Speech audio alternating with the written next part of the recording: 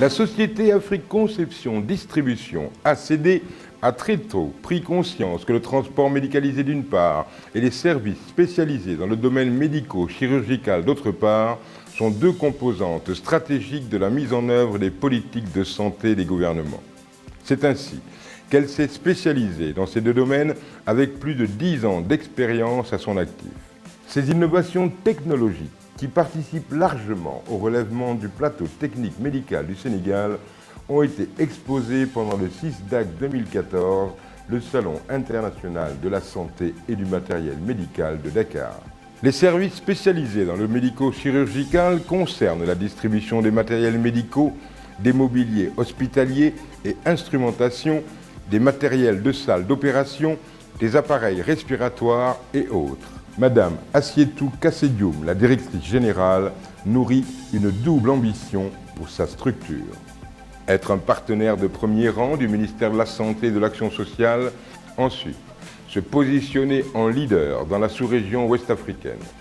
Cet objectif est à portée de main si on prend en compte, d'une part, le professionnalisme des partenaires techniques de ACD et d'autre part, l'engagement du personnel et notamment la qualité des services offerts par la société.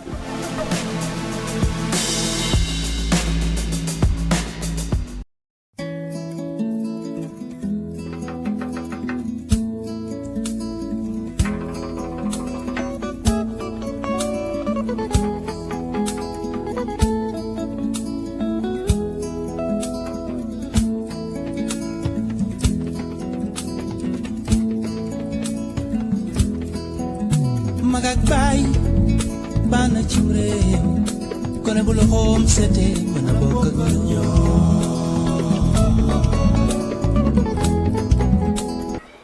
Nous y voilà, premier numéro de l'émission Jotaayu Xale yi. Nous avons comme invité aujourd'hui le premier magistrat de la commune, qui est Mouhamadou Djibril Wade.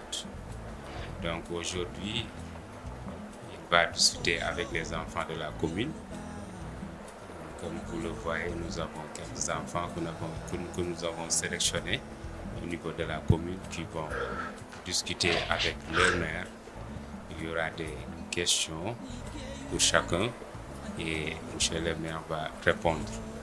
Donc, comme aussi les parents vont suivre, il y en a qui vont peut-être pas comprendre la langue française. Donc, ci loolu rek dañ leen di wax ne tey dañu am émission bi nga xam ne mooy bu njëkk tudd jotaayu xale yi. Donc, ñu jëloon ci ay xale yoo xam ne ci commune bi leen dëkk di fi yeewoo ñu am koo xam ne tey moo ñu dalal mu nekk kilifa commune bi di monsieur le maire Mouhamadou Djibril Wade. Tey nag émission bi daanaka moom ak xale yi la dama leen di bàyyi rek ma leen dugalee ñu waxtaan ak maire def ko ay laaj mu tontu ci bu ko defee xale yi dinañ xam kan mooy Mouhamadou Djibril Wade di maire Biscuiterie.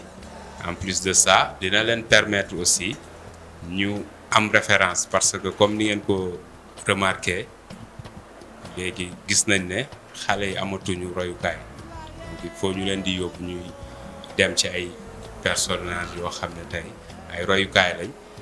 Donc ñu mën di xool ci ñoom bañ a xool li nga xam ne moom mooy xew ci mbedd bi. Donc ci loolu dañuy bàyyi kilifa gi rek mu nuyoo comme ça ñu tàmbali waxtaan bi. Monsieur le maire ñu ngi lay jox kàddu bi. Merci beaucoup, chers frères et sœurs de Waguñaay TV. Merci les enfants xale yi maa leen nuyu di leen gërëm di leen sant di rafetlu jotaay bi di kontaan di leen recevoir et ça maa leen recevoir waaye yéen may recevoir ah parce que commune bi seen commune la yéen a ko moom la ñuy defar pour ëllëg donc il faut ngeen nangu ne commune bi seen commune la kon rafetlu naa trop jotaay bi kontaan naa ci recevoir bi ngeen ma recevoir ma waxtaan ak yéen ci mbiru commune Biscuiterie ci mbiru Ndakaaru ak ci mbiru Sénégal. di nuyu aussi vraiment Mamour Kassé ak ñu mu àndal ñëpp ak waa Waguñaay TV yëpp ci initiative bi nga xam ne jël nañ ko tey pour que ñu mën a waxtaan ak axlu Biscuiterie yëpp axlu Grand Dakar ak axlu Dakar yëpp. Donc vraiment maa ngi rafetlu jotaay bi et les enfants merci de venir dans la commune de Biscuiterie et de découvrir la commune de Biscuiterie merci pour tout. Merci, monsieur le maire. Donc, sans plus tarder, nous allons donner la parole à Abdoulaye Diop qui va commencer la première question. Comme ça, jotaay bi tàmbali mu ngi noonu. Abdoulaye Diop, vas-y. Bonjour Abdoulaye. Je m'appelle Abdoulaye Diop. J'ai 15 ans. Je suis en classe de 3e au CEM Badara Mbaye Kaba. Monsieur le maire, nous voulons savoir qui est Mohamed Djibril Wade. Ah jërëjëf Abdoulaye yaa ngi seen Badara Mbaye Kaba je sais que yaa ngi jàng bu baax am nga moyenne il faut continuer dans ça et question bi mooy Mohamed Djibril Wade Sénégal la boo xam ne fii la juddoo Ndakaaru bi tey mun naa ne pratiquement egg naa retraite ma j'ai 67 ans donc dootuma xale seen maam laa yéen ñi ñëpp et juddoo Fann Hock yaroo Biscuiterie nag Biscuiterie moom maa ngi fi ñëw à l'âge de 3 ans 4 ans mais maa ngi jàngee école Biscuiterie bi jóge école Biscuiterie jàngee lycée Van Vollenhoven après def le lycée d'application école normale supérieure dugg faculté de droit def fa capacité en droit après def fa licence en droit bi fa jógee nag am na ay liggéey yoo xam ne def naa ko ça a été quand même un peu difficile parce que jamono jooju boobu moo gënoon yomb waaye jamono dafa commencé woon metti parce que état bi da ngaa jàng ba génn doo am liggéey amoon na opération maîtrisable bu ñu daan def ku génn am sa maîtrise wala sa licence nag ñu lay financé mais ñu loolu bi ñu ñëwee fekk opération boobu dafa taxawoon ñuy nag débrouiller suñu bopp am na moo xam ne toon naa ko liggéeyuma mais nag ma jàpp ni nekk agent commercial mais aussi di militer ci biir daayira yi di militer ci mouvement associatif yi maanaam mouvement nawetaan bi aussi jaar naa ci def naa ci léegi moo tax tey ngeen ñu may dégg ci wàllu sport ci loolu laa nekk ba à un moment donné may liggéey ci benn entreprise boo xam ne comme agent commercial maanaam damay jaay li ma jaay ci lañ may fay maanaam on me paye par commission loolu aussi avant ma koy def ci sport bi mu duggoon fexoon na ma ba benn événement bu fi amoon ñu doon wax Caire 86 Sénégal waroon dem football yi Égypte Caire mooy ñoom bokkaande yooyu ngeen dégg ma amoon lu ma ci organisé woon loo xam ne moo doon le marketing dans le football man bokk naa ci ñu ko jëkk indi Sénégal loolu permettre na ma aussi ma nekk un très bon agent commercial def aussi un peu de marketing dans ci pratique et bi ma jógee ci loolu nag ci laa créé sama benn entreprise man ay samay xarit ba tey nag ma nekk dans le domaine du plastique di directeur général Utraplast société bu ñuy wax Utraplast maanaam réservoir d'eau yu ñuul yi ngeen gis ci kaw tabax yi ci kaw tabax yooyu man maa koy defar je suis la première entreprise de remoulage au Sénégal kooku mooy Mohamed Djibril Wade dëkk fii ñaari tali et di comment dirais-je polygame yoroo fi nekk tey le maire de la commune de Biscuiterie di gérer aussi l'équipe de NGB man maay président bi donc kooku mooy Mohamed Djibril Wade merci. Bonjour, monsieur le maire. Bonjour. Moi, je m'appelle Jacqueline Kadinka Prera. J'ai 15 ans. Je fais la classe de 6e à l'école. Limamoulaye de Pikine. Non, ici, à Dakar. Ok, d'accord. Monsieur le maire, comment s'est passé? waaw mon parcours scolaire je pense que li mu passé mooy jaar naa école Biscuiterie bi am fa entrée en 6e wax naa ko léegi jaar Vanvo bi ma nekkee Vanvo nag dama xawoon turbulent tuuti parce que boobu sama papa dafa ma privilégié woon nekkoon transitaire amoon xaalis su ma jógee lycée Vanvo boobu tuddagul woon lycée Lamine Gueye dem foofu am ñu ma boyaloon j'étais un peu choyé ma topp loolu pendant 1 an je n'ai pas fait des études ñu koy fàttaliku mooy Vanvo amoon loolu fi ñuy wax blocos fa lañu daan nekk di jouer tennis di football ba ma fàtte jàng mi et j'avais pas eu de bonne note nag ba ñu ma dàqee nag sama yaay jël ma en charge sama papa bëggoon ma dóor mais ma fexe ba sama yaay jàppale ma commencé à góorgóorlu sama grand frère bi ñuy wax Doudou Wade xam ngeen ko le président groupe parlementaire di ma fayal moo tax ma ne dama jaar Jean de La Fontaine après nag bu ma nee foofu nag foofu laa amee sama BPC doog dem lycée d'application bu Thierno Seydou Nourou Tall mais lycée d'application dama fa def seconde après ma feebar eggaliwuma ko bi ma feebaree nag après continué wu ma jàng ma toog 1 an jànguma après ci laa demee capacité en droit à la faculté de droit foofu laa continué. Je m'appelle Moustapha Diouf. J'ai 12 ans. Je suis en classe de 6e au cours élémentaire en January. Monsieur le maire, quelle était votre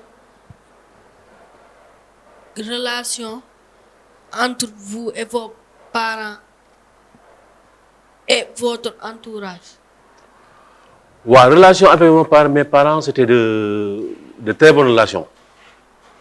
Parce que c'est ma mère qui a fait de moi ce que je suis. Parce que d'abord, mon père, c'était un transitaire.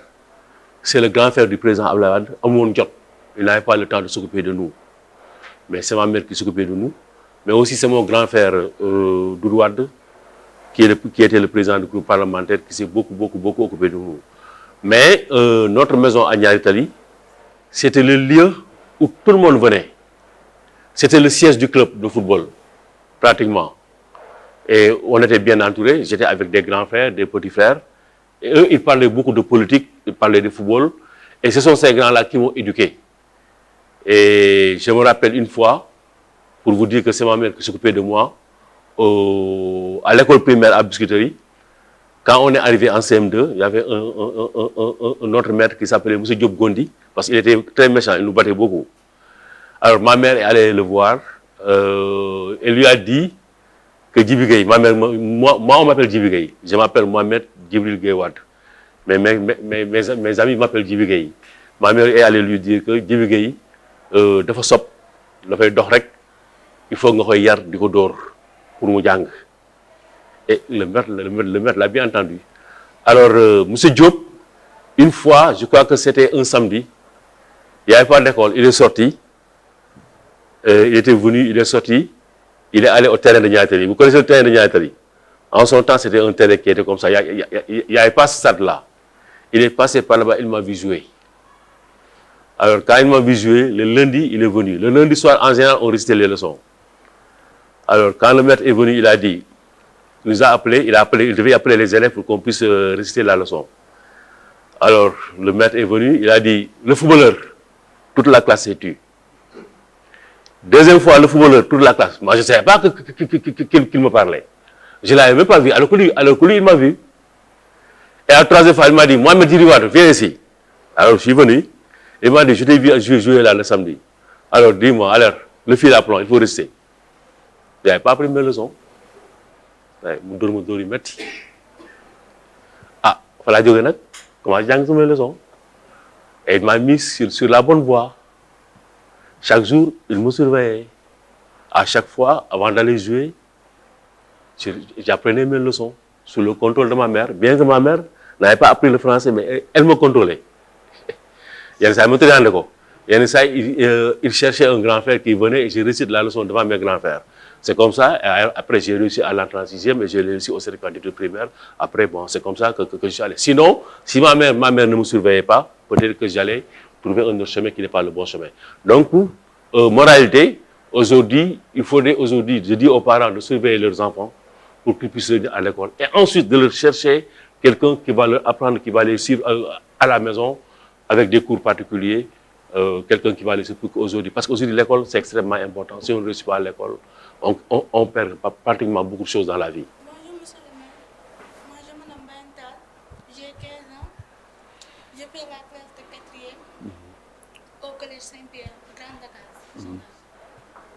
Monsieur le maire, comment vous êtes devenu maire, directeur de société, membre de la Fédération football sénégalaise? Et aussi, comment vous arrivez à gérer ces 3 fonctions? Ok, d'accord. Bon, comment je suis devenu directeur de société? C'est d'abord en travaillant et en commençant petit. J'ai commencé petit, J'ai commencé petit comme agent commercial, après que j'ai créé ma structure. Avec d'autres, on a travaillé, c'était très très difficile au départ. Je vous dis que quand on a commencé notre entreprise de fabrication de réservoirs d'eau, de remoulage, il n'y avait même pas de WC. Il fallait prendre tous nos soins avant de venir à l'usine. Donc au départ, c'était extrêmement difficile. Mais petit à petit, on a réussi à vaincre le mal et à réussir dans la vie. Donc c'est vous montrer que rien n'est facile dans la vie.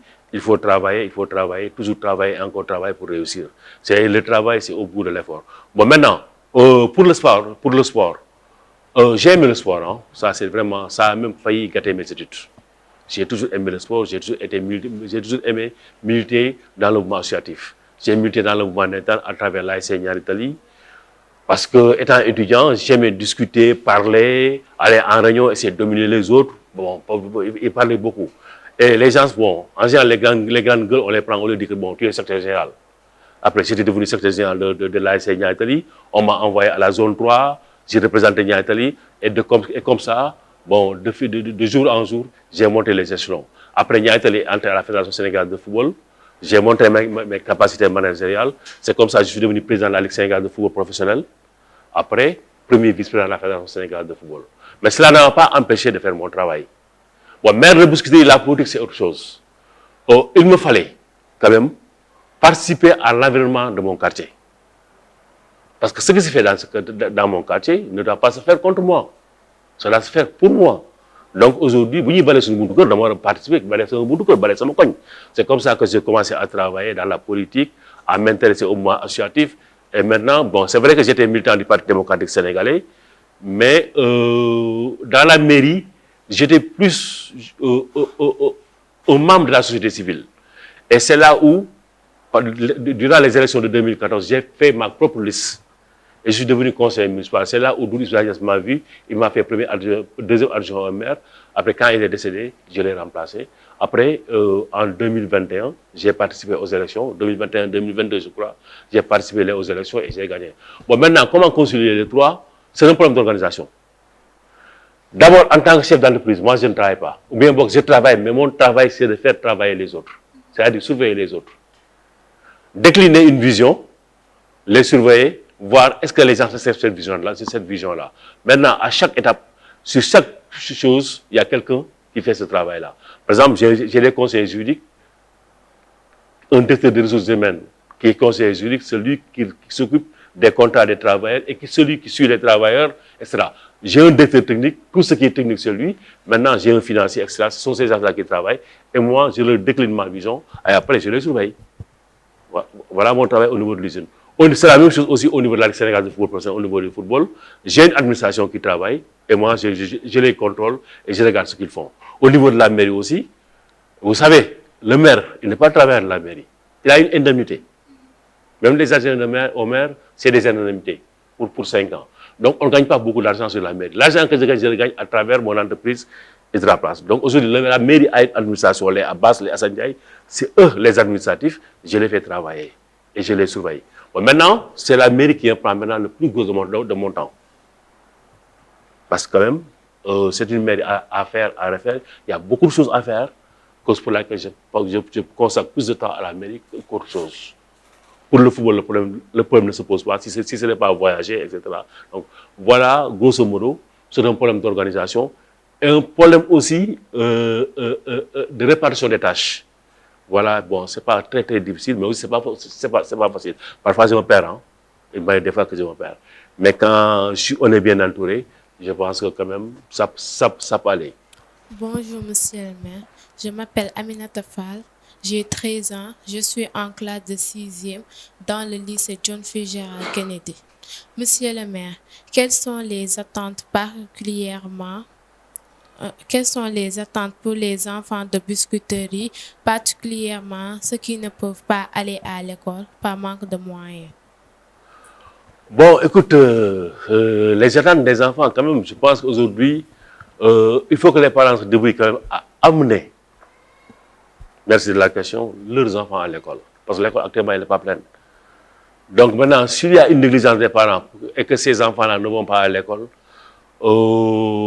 il appartient d'abord aux parents de nous le dire. S'ils nous le disent, parce qu'aujourd'hui, il faut savoir que l'éducation, c'est une compétence de la mairie. Mais la mairie, notre mairie d'arrondissement est compétente pour l'enseignement primaire. Maintenant, pour le secondaire, c'est la mairie de la ville. Bon, mais ça n'empêche pas d'aider les enfants qui ne vont pas à l'école. Nous avons aujourd'hui quand même, parce que la mairie quand même c'est le social, nous avons un budget qui est consacré au social. S'il y a un enfant qui va aller à l'école et que ses parents, mais il faut qu'il le prouve, hein, il faut que ses parents le prouvent, qu'ils n'ont pas les moyens de le faire aller à l'école, nous on peut les mettre à l'école en appelant les directeurs ou bien les responsables des écoles pour qu'ils prennent ces enfants-là. S'ils ne veulent pas le prendre, on peut les mettre dans les écoles primaires, dans les écoles privées et maintenant payer pour eux. Parce que quand même, nous avons une charge sociale pour ça. Donc, et ça, c'est pas normal. Un enfant, jusqu'à l'âge de 20 ans, doit pouvoir être à l'école. Et je pense que la scolarisation doit être obligatoire jusqu'à l'âge au moins de 16 ans. Jusqu'en troisième, ça c'est mon point de vue, la scolarisation doit être obligatoire au Sénégal.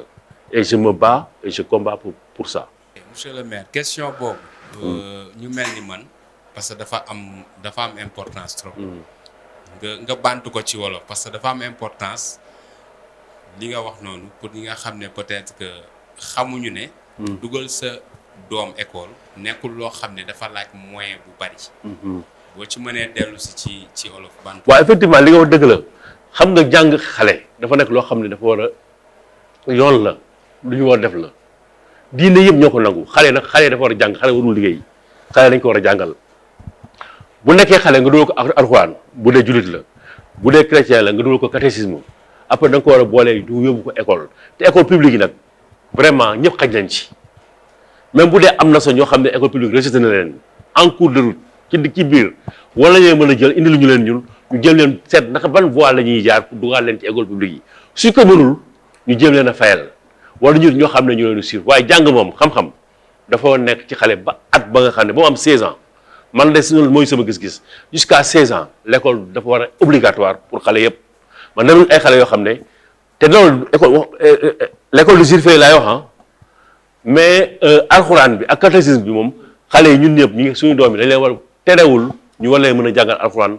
mën leen jàngal catéchisme parce que loolu bu ñu wàccee ba pare mën nañu def loolu parce que ñaar yëpp war nañu mën a ànd te loolu damay wax parents yi ñu taxaw ci loolu bu ñu jël xale yi rek di leen teg ci mbedd mi di leen liggéey loolu leneen lu jàng parce que xale dafa war a jàng à partir de 16 ans nag ñu xool naka lañ koy orienté dafa war a continuer jàngam wala dafa war a dem jàngi métier mais jàng métier mi aussi na ko def ci biir école na boole ñaar yi parce que jàng métier école mooy enseignement technique bi loolu gouvernement am da ci war a taxaw loolu il faut que loo xam ne bu ñu bëggee Sénégal lu suba comme ni nga ko waxee sànq il faut que loolu ñu teel ci taxaw pour que xale yi teel a bañ a complexé loolu defe naa ne aussi lu am solo et lu ñu bëgg loo xam ne lu war a am la te defe naa ne Sénégal bu ñu ko organisé bu baax a baax mais xale yi ñii ñëpp am na ay étudiants seen kër ñooñu war na leen mën jël en charge même bu dee sax ngoon la école primaire yi après ñoom ñu jël leen y a pas de problème mais école dañu xam ne aussi feesaguñu ñun aussi mairie bi ñu prévoir suñu budget dafa gën a yokk classes yi te defe naa loolu wax naa ko sama campagne électorale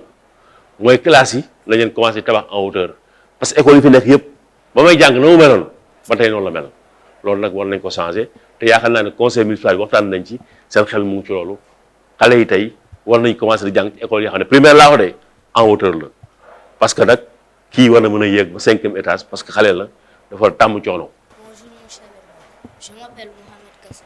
Mohamed Mohamed Kassa. yow sama turandoo nga de merci. J'ai 10 ans. Je suis en classe de CM2 au collège Saint-Pierre. Monsieur le maire, il y a des écoles délabrées dans notre commune. Depuis votre élection, qu'avez-vous fait ou prévu?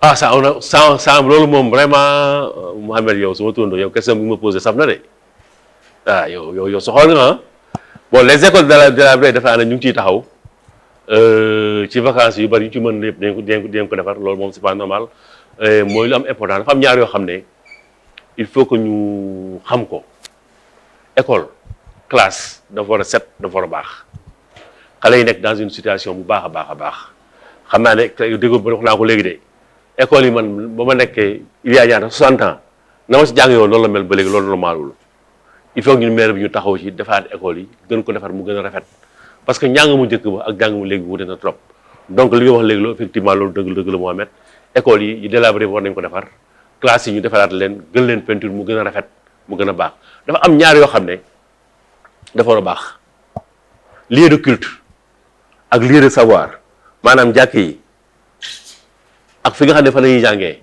dafa nekk loo xam ne dafa war a baax nga xam ne yow boo fa duggee dootoo bëggati génn mais bu fa ne foofu rafetul baaxul mais boo duggee da ngay bëgg génn mais il faut conditions yi les conditions d'étude les conditions yi nga xam ne xale yi ci la ñuy jàngee dafa war a vraiment tax waxuma nag mu nekk luxe de parce que xale aussi dafa war a jëme lu metti mais quand même mu au moins mu yem daal mu yemamaay ni koy wolof di waxee waru am luxe bu ëpp parce que aussi xale aussi il faut que tàmmal ko loo xam ne du yomb trop xam la xale da nga koy yar ci lu xaw a metti tuuti mu xaw tumuranke mais nag tumuranke bi aussi waru ëpp loolu defe naa ne lu baax la école yi délabré nañ ci taxaw seet naka lañ koy defaree waaw mais yéen tamit na ngeen fexe aussi ba école yi délabré mooy ngeen participer ci di ko bale ak ci di ko setal même bu amee ñenn ñoo xam ne dañuy ñëw di ko bale yéen it da leen bale parce que xale aussi dafa tàmm di setal ñun dañu leen bale suñu yaay dem di jëndi këriñ di ko defal yenn yi loolu aussi du gàcce parce que loolu da nga koy jàng ci bu nga nekkee xale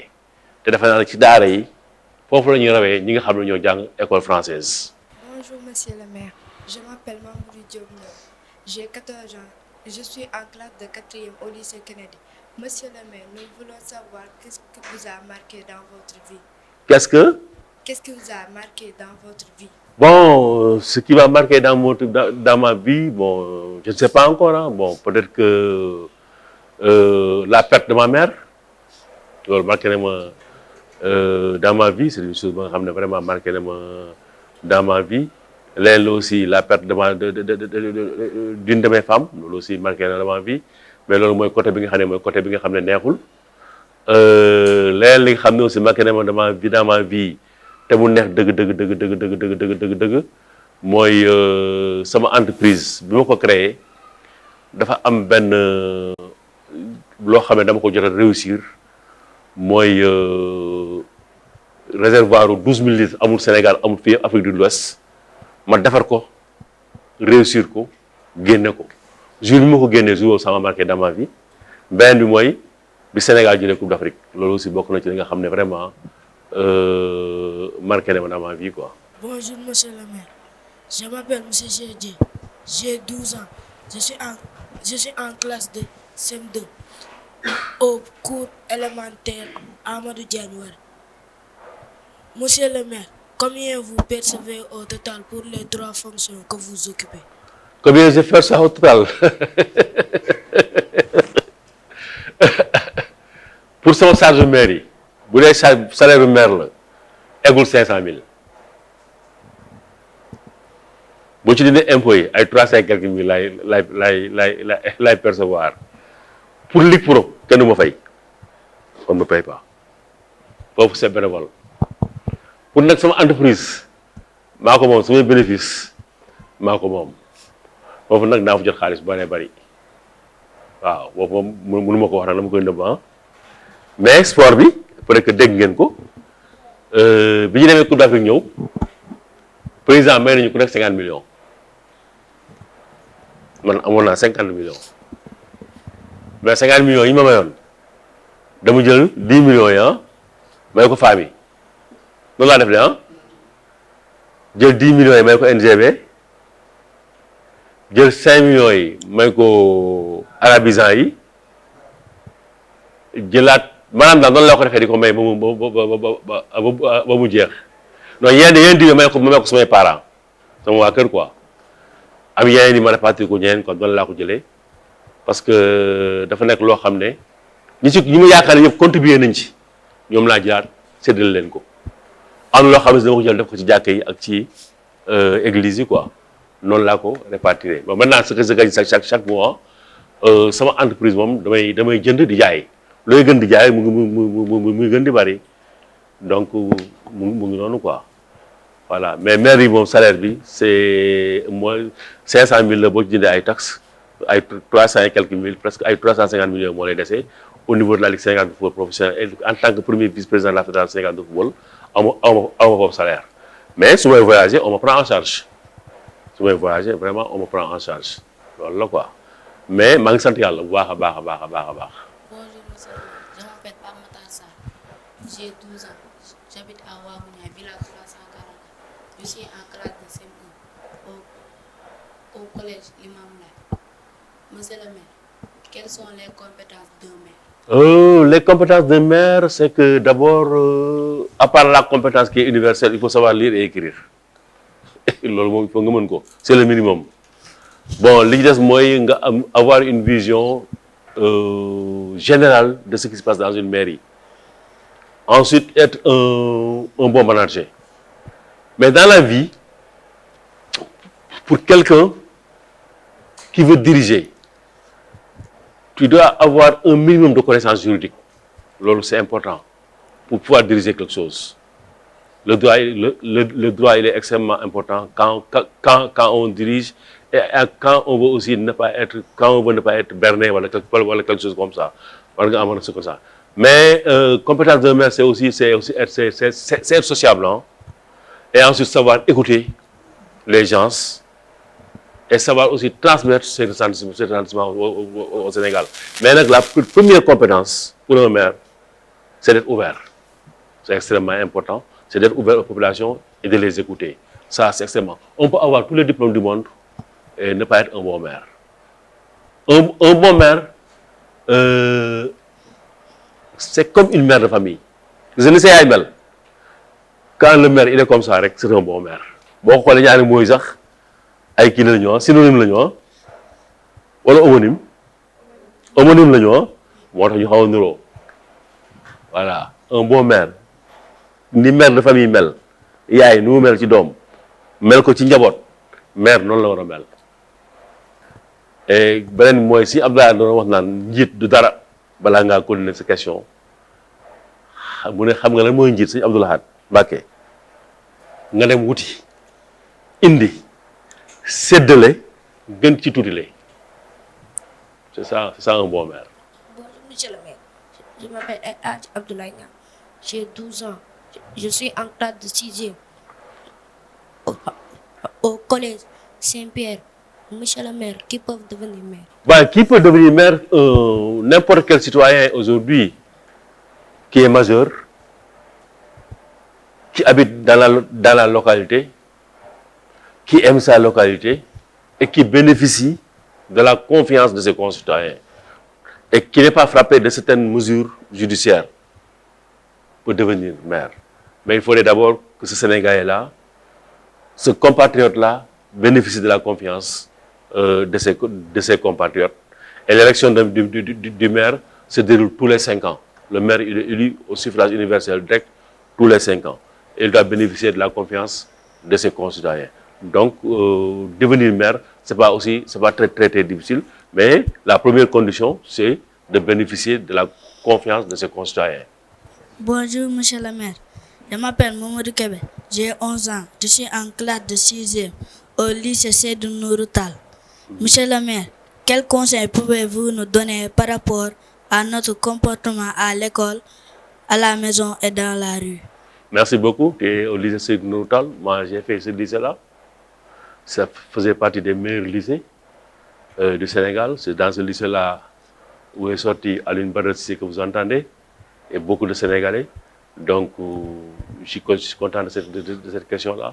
Et le bon comportement aujourd'hui, c'est de bien étudier, d'aimer son pays et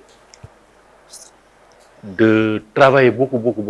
Comme disait le président Wade, toujours travailler, encore travailler et beaucoup travailler. Ensuite, d'aimer ses compatriotes.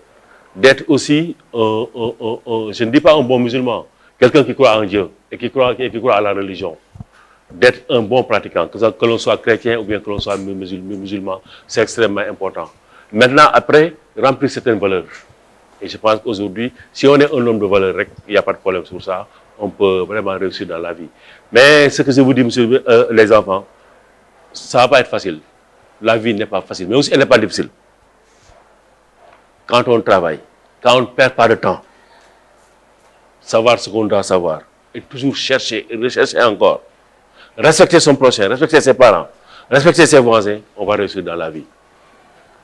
Li bon rek mooy yaafus beneen bi mooy yéen a ngi jàng li ma leen dégg mooy français bi baax na mais fexe leen ba yéen ñëpp ngeen maîtriser anglais. Adduna bi moom boo bëggee bañ a nekk dof mënal anglais soo mënulee anglais boo génnee fii doo comprendre dara ci adduna bi. Ça, c'est une langue qu'il faut maîtriser et ça, c'est votre truc. Non seulement vous devez réussir à l'école, mais aussi vous essayez de parler l'anglais. Il faut maîtriser l'anglais. Il y a 2 langues qui émergent soo leen ko mënee aussi da ngeen koy jàng ngeen xam ko. Chinois ils sont en train de dominer le monde il faut ngeen jëm leen comprendre di ngeen dégg ñii dégg nañu olof ñii tukulóor dégg nañu tukulóor séeréer dégg nañu loolu maîtriser leen seen langue nationale ba pare mais aujourd'hui il faut maîtriser l'anglais il faut maîtriser le chinois si vous le pouvez. Pour les musulmans il faut maîtriser l'arabe loolu c'est des choses yoo xam ne dama leen koy dénk te nag mun na nekk mais bu leen topp musique bi rek football bi rek wala loolu bu yëpp mun na ànd ak moom mun ngay def musique di ko déglu di jàng mun ngay football di jàng mun ngay athlétisme di jàng mun nga nekk ci réseaux sociaux yi mais aussi di jàng mais réseaux sociaux yi aussi da nga ci jël li nga xam ne moo baax li leen di jàngal. Vous savez, il faut beaucoup lire, surtout les livres. Je ne vous demande pas d'aller à la librairie, mais au moins dans les réseaux sociaux, regardez les livres, essayez de lire. Il faut beaucoup lire. Parce que la lecture, vous oubliez cet esprit. Vous oubliez cet esprit correct. Dieu n'a qu'un len. Sénégal, si vous avez ñuy wax El Hadj Malick wala ñuy wax Sëñ Touba wala ñuy wax Cheikh Bounta Diagne wala ñuy wax Maam la Maam Lay parce que dañoo jàng téere bi dañ ko jeexal te ñoom amuñu woon ay moyens ne comme yéen ni nga amee moyen am ordinateur yooyu amuñu woon yooyu ñoom dañ daan jóge fii yónni ay nit ba Maroc ba Màkka kii pour indi leen benn livre rek wala benn bind bu ndaw boo xam ne borom xam-xam moo ko bind kooku voyager dox pour dem indi leen ko ñu jàng ko kon yéen yi nga xam ne lépp vous les avez apporté bu leen dugg ci ay saaga yooyu wala yu ñàkk fayda yooyu wala ay tintin yooyu non ouvrez les bons livres et il faut les lire yi nga xam ne aussi ñoo nekk seen niveau yéen yi leen seen maître yi di wax ngeen commencé foofu donc pour réussir dans la vie je pense que loolu la li ci des nag mooy nit day am métier boo ci tolloo nag waaw il faut nga mën lenn nga def loolu nga xam ne moom après moom ngay monnaie mais yéen ci jàng ngeen toll jàng leen ba ci kanam boo leen waree wut métier ngeen war wuute boo leen war def leen dem université ngeen dem université boo leen demee université aussi ngeen tànn boo leen tànn nag branche bi ngeen dem nag ngeen demander ay conseils mais nag le choix ça vous appartient waaw bu leen nangu ñu choisir à leur place à votre place mais nag aussi bu leen bañ ngeen conseil il faut qu'on vous conseille il faut qu'on vous mette dans le chemin dañ leen orienté après li nag le dernier mot va vous revenir surtout boo leen demee ba am 18 ans mais actuellement seen parents yi ñooy décider à votre place ngeen déggal leen ak seen mag yi loolu aussi wala bëgg réussir il faut ngeen déggal nit ñi. Pour monsieur le maire, avant de terminer les questions, je voudrais au moins que vous disiez ces enfants-là devant toi, qui sont ces deux maires précédents, qui est monsieur Lamine Dia et monsieur le maire Doudou Issa Niasse. mu ngi dëkkoon ñaari tali koñu naxati koñu xeer koñ bi ci topp koñu étoile après am kër benn tali amaat beneen kër HLM mais moom kër gi mu dëkkoon koñu étoile kër papaam la moom moomu ko woon après la ko jënd pour vous dire que moom dafa liggéey dafa judd ci kër liggéey ba am këram benn tali liggéey ba am këram HLM nekkoon nag banquier tabe baax sociable yàgg yëggatu ci nit ñi maanaam di jàppale nit ñi nekkoon parti socialiste mooy le premier maire de Biscuiterie en 96 2001 2002 mu jóge fii Lamine Dia ñëw ñu gañe ko Lamine Dia def 7 ans Doudou Issa Niasse dellu si waat Lamine Dia nag mu nga dëkk fële booru mu lëm gi booy def HLM moom it nekkoon maire Biscuiterie nekkoon parti démocratique sénégalais doon liggéeyee assemblée nationale moom it mu nit ko baax a baax di koo xam ne bokk na ci ñi nga xam ne Abdoulaye Wade bu mu nekk opposition di xeex doon na ko jàppale ci xeex bu baax a baax dem na ci sax ba dem ci prison moom Lamine Dia ndax politique ndax xeexaloon Abdoulaye Wade ba Abdou Diouf tëj ko. Applaudir monsieur le maire si vous êtes satisfait. Donc monsieur le maire, merci de nous avoir accueillis. Bien vrai que les enfants vous ont accueillis, mais vous avez accueilli la télé à bras ouverts. Donc on va remercier aussi Assane Ndiaye qui est le secrétaire municipal et Abbas qui est le chef de cabinet du maire qui est là. Donc aussi Fat Bintou nga xam ne moom moo ñu permettre li ngeen di gis yëpp ci télé bi moom ak papa mi la di remercier aussi assistance bi yëpp donc monsieur le maire dina wax ne am nañ mbégte donc am na njëriñ donc aussi am na ñoo xam ne ñooñ ci accompagner muy ACD nga xam ne ñoom ñu ngi yëngatu ci li nga xam ne moom mooy médico-chirurgical di jaay ay matériel médical ñoo gunge ci émission bi d'ailleurs ñooy suñu premier partenaire donc ñu ngi leen di remercier aussi di wax ne rek ne émission bi objectif bi je crois que atteindre nañ ko di ñaan suñu borom rek liñ fi def yëpp yeneen xale yi nga xam ne peut-être que teewuñu ñu jël exemple ci xale yi nga xam ne ñoo fi teew di dem di dajeek ay mag yoo xam ne tey seen jaar-jaar rafet na te ku ci jaar defe naa ne di nga am réussite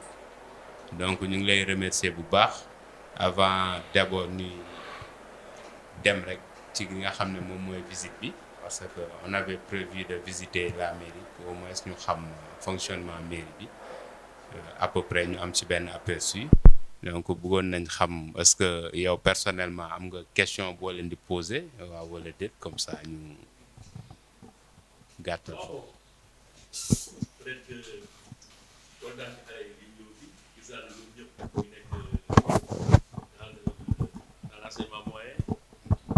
Pratiquement ñoom ñëpp ñu ngi 6e ñu ngi 5e ñu ngi 4e c'est des moins de 15 ans ñoom ñëpp loolu lu baax la mu leen di wax rek ne du ma leen poser question mais dama ne aussi am xam naa am ngi ay loisirs mais nag loisirs yi bu mu fexee ba ngeen yàq seen jàng loolu laa leen demandé di leen aussi pour ngeen déggal seen parents di leen remercier yéen baax a baax di wax na nag dëkk bi ngeen dëkk bu rëy la muy Sénégal mun naa wax ne Sénégal c'est le meilleur pays africain ne la mu tax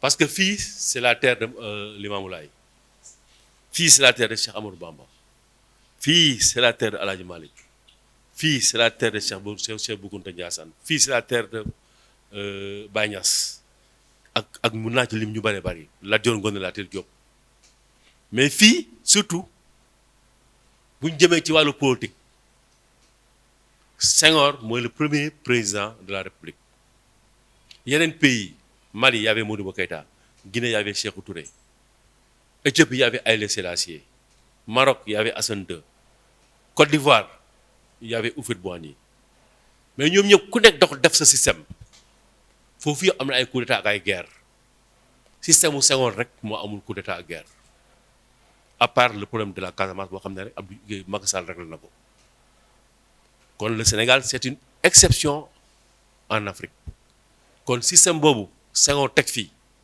Abdou Diouf ñëw jaar ci bien que dina am ay problème Abdoulaye Wade ñëw jaar ci Macky ñëw jaar ci c'est un bon système même si c'est pas le bon c'est le meilleur système africain parce que amul beneen pays en Afrique bu def li Sénégal def donc le Sénégal n'est pas un pays africain mais c'est un pays en Afrique donc le Sénégal c'est une exception en Afrique dañu war a préserver loolu nag am na loo xam ne nag baaxul mooy yéen dañu war a jàppale mais jàppale mooy yar leen ci ay comportement am na loo xam ne man yar nañ ma ko baaxul man dama war a fexe man ba yéen loolu baaxul ci man du ñëw ci yéen même toog bu nekkee xëy dafa am nooy toogee xam man ni ma toogee nii lu ma tàmmoon la baaxul dama ko dindi booy toog da nga war a def nii sa mère du wax ci yéen toi bien voilà loolu boo ko tàmmee bi nga nekkee xale moom ngay continuer ba nga nemee bu fekkee ba nga nekkee xale nañ la koy defloo doo ko def bu baax boo nekkee mag rek noonu ngay continuer moo tax aujourd'hui kii doon na ko sànq les enfants qui ont moins de 15 ans on doit leur faire ñu war a am benn tenue nu ñu war a taxawee nu ñu war a xoolee nu ñu war a doxee loolu la ñu war a inculquer tey sénégalais yu bees yi mooy yéen ñii li nga xam ne moo baaxul te ñu ko doon def yéen waratu leen ko def donc il faut être prêt sur ça moo tax man dama bëgg ñi may àndal ak ku bëgg a nekk suba président de la république na nga indi le service civique national na nga indiwaat le service militaire pour que yéen ñëpp ñu tàggat leen ci tàggat ba nga xam ne moo jaar yoon ba nga xam ne bu ëllëgee doo leen sonn gis nga boo leen gisee Sénégal jël Coupe d'Afrique xam ngeen lan moo tax xam leen ko de ñi doon jouer ñoom Sadio Mané dañ leen teel a jël yar leen jàngal leen les fondamentaux yi nga xam dafa ñàkk fayda ñu jàngal leen ko ba nga xam noonu la ñu màggee ba nga xam ne tey du leen dégg ñu def ay bruit wala ñu def ay extra yéen nag ci yoon boobu ngeen war a jaar ci école ci ngeen war a jaar dans la vie loolu daal laa bëgg tàggatoo ak yéen di leen wax ne na ngeen góorgóorlu bu baax a baax a baax te bu leen découragé Sénégal xam ne Sénégal ak problème bu mënti am c'est un bon pays mais nag y a des difficultés c'est nous qui devons faire à sorte que ces difficultés là dem yoonam te loolu nag du maa koy liggéey de yéen ñii la dëkk bi yéen a koy defar de il faut ngeen xam loolu nag chaque jour boo leen nelawee yeewu xam ne dëkk bi seen kaw la jëm yéen a ko defar dafay metti da ngeen koy yanu yéen a koy yanu pour la jeunesse d'aujourd'hui ñu leen di gërëm di leen sant merci beaucoup.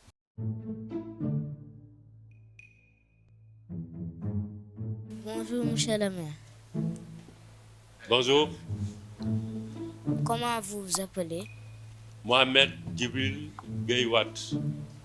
Vous vous appelez Mohamed Djibril Gueye Wade? Mohamed Djibril Wade, je m'appelle comme ça.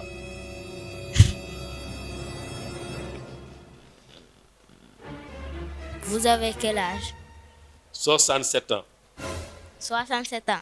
67, je dis bien. ah da nga bëgg ma wax loolu du ma ko wax. mais wax naa kii. ah wax ma noo tudd rek. waaw Djibril Gueye Wade. Djibril Gueye Wade nga tudd. moom laay signé léegi ci sama nu mu tuddati su ma joxe sama mail bi maa ngi tudd Mohamed Djibril Wade mais bu may def mail dama wax Djibril Gueye Wade. yow ñaata at nga am. waaw wax naa léegi 67 ans yi tamit. 67 ans nga am. yow fooy jàngee yow. man li ma am lay. yow la nga saaga ma. saagaw ma la de. yaa ma saaga léegi. saagaw ma la. loo may xoolee nii. yaa ma gis de. maa la gis. yaa ma gis kay. gisuma la. yow kay yaay nii di ma xool. kese bi nu mel. dafa rouge. rougeul. dafa rouge kay. rougeul. dafa rouge. jox ma couleur bi. nii est-ce que noonu la. noonu la. rouge la. du rouge waaye. noir la. lii rouge la. waxal waaw. waxuma waaw lii rouge la. wax waaw.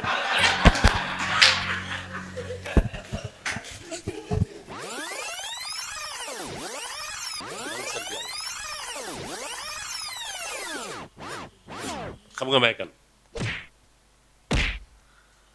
xam naa kay. may kan. yaa Mohamed Djibril Wade. lan laay def ci mairie bi.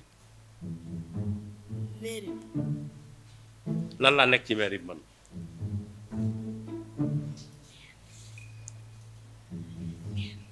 yow kii nga. léegi laaj ma ko man. laaj ma ko. yow lan nga fi. maa jaraaf bi.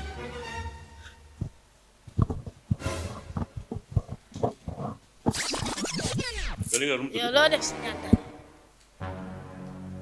maa ko jiite. yaa koy bëgg am de. yaa ko jiite. maa ko jiite waaw man maa jaraafu ñaari tali.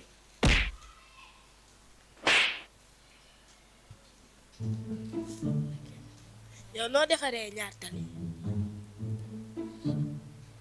man ñaari tali nga wax.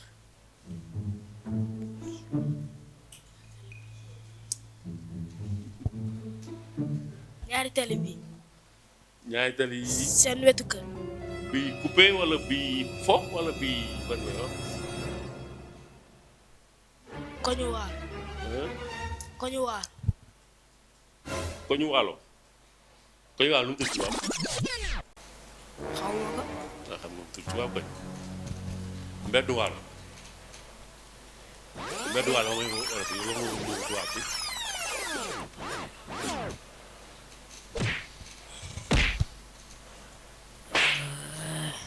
yow lan nga def ci sa jaar-jaar.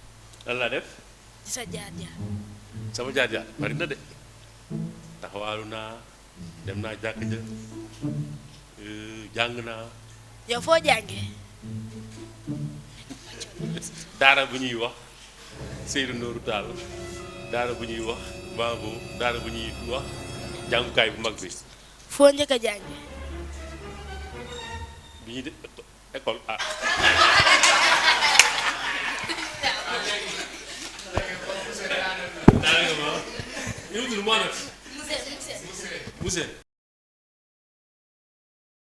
ok d'accord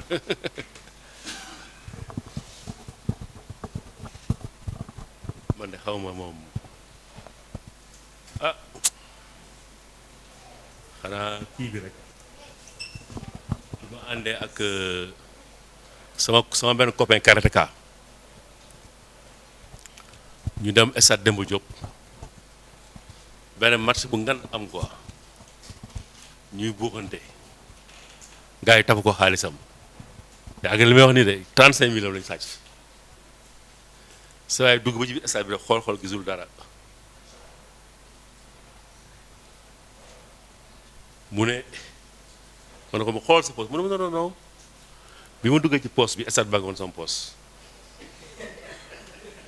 waxuma ko dara benn match jotaat léegi kooku moom karatékaat lépp mën xeex mu jël soleil journal quoi def ko ci poos yi pour gars yi ñëw tafa ko yaakaar ne xaalis la quoi ñëw kenn jege ko ma ne ko saa yi bu ne ko kenn loo jege gars yi xam ne poos gars yi xam nañ ne soleil nga def sa biir poos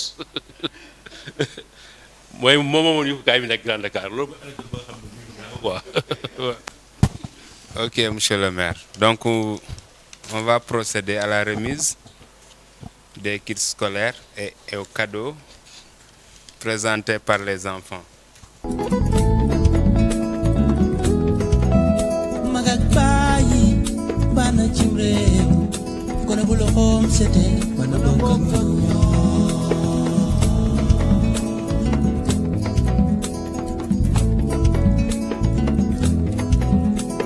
so yaro yorlo ba kone gu yaro gore ci kër gu ba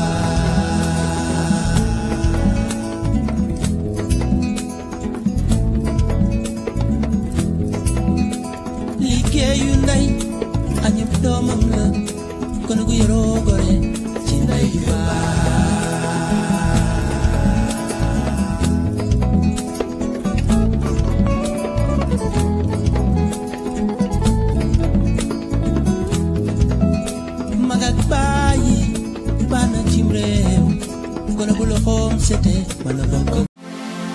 La société Afrique Conception Distribution ACD a très tôt pris conscience que le transport médicalisé d'une part et les services spécialisés dans le domaine médico-chirurgical d'autre part sont deux composantes stratégiques de la mise en œuvre des politiques de santé des gouvernements.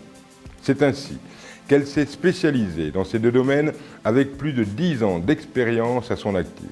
Ces innovations technologiques qui participent largement au relèvement du plateau technique médical du Sénégal ont été exposées pendant le 6 DAC 2014, le Salon international de la santé et du matériel médical de Dakar. Les services spécialisés dans le médico-chirurgical concernent la distribution des matériels médicaux, des mobiliers hospitaliers et instrumentation, des matériels de salle d'opération, des appareils respiratoires et autres. Madame Assietou Kassedioum, la directrice générale, nourrit une double ambition pour sa structure. Être un partenaire de premier rang du ministère de la Santé et de l'Action sociale.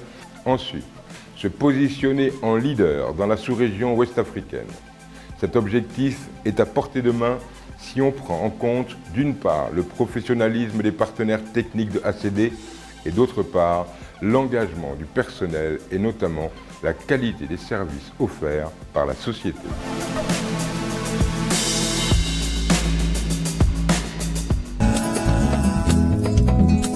waaw da neew ko fii te aujourd'hui c'est dimanche c'est le premier adjoint au maire c'est le troisième adjoint au maire man nekkoon naa adjoint au maire avant may nekk maire léegi moom moo ma remplacé mais aussi moom ni mu ma remplacé comme deuxième adjoint wala troisième adjoint noonu la ma remplacé temps bi ma nekkee nawetaan di représenté Niayes Tally moom aussi moo ma remplacé mais léegi moom c'est un maire à la ville de Dakar il est adjoint à la ville de Dakar ñi jël rendez-vous ñi ma bëgg gis ñi ma bëgg ce que je dois faire moo koy res mu xam sax yéene naa ma naka lay boolee liggéeyu maire liggéeyu di ak liggéeyu lii moo naa ma demee 9h fi nga war a ñëw